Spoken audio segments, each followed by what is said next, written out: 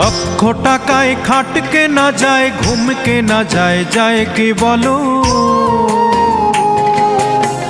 সোনার পালঙ্ক হলেই সবাই ঘুমিয়ে সুখ পায় কি বলো? লক্ষ টাকায় খাট কেনা যায়, ঘুম কেনা যায়, যায় কি বলো? সোনার পালঙ্ক হলেই সবাই ঘুমিয়ে সুখ পায় কি বলো? সোনার পালঙ্ক হলেই সবাই ঘুমিয়ে সুখ পায় কি বলো?